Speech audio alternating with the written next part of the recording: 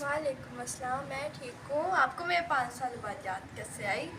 मुझे तो याद आती रहती है, आपने शायद देखा नहीं। आज घर से बाहर निकल के आपकी सारी गलियां साफ करवा दी और साथों साथ गटर भी साफ करवा दिया।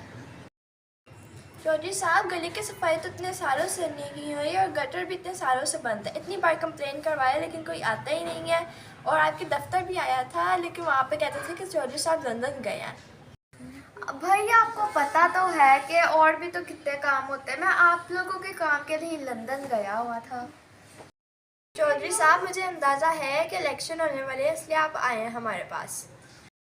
जैसे आपके बुजुर्ग हम मेरे बुजुर्गों को वोट देते रहे, उसी तरह जैसे आप मुझे वोट देते रहे थे, इस दफ़ा भी आपने मुझे वोट देना है ताकि मैं आपकी खिदमत और भी ज़्यादा कर सकूँ।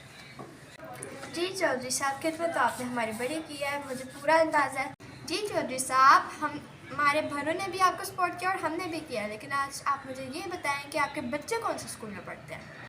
ओहो हो भाई, मेरे तो बच्चे इधर पढ़ते नहीं, वो तो लंदन में पढ़ते हैं।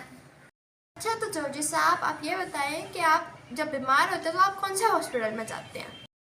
कुछ दिन पहले तो भाई मैं बीमार हुआ था, मैं तो अमेरिका जाके इलाज करवा के आया हूँ अपना।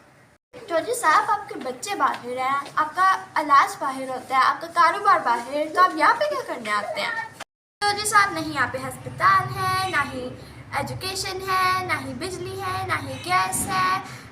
आप तो बस यहाँ पे इलेक्शन लड़ने आते हैं, फिर उसके बाद आप गायब हो जाते हैं। मुल्क की तो बर्बादी हो रही है, आपकी आबादी हो रही है। चौधरी साहब, इस बार तो हम वोट सोच समझ के देंगे। आप लोग भी सोच समझ के वोट देना, अपने बच्चों का मुस्तकबिल के बारे में सोच के। चौधरी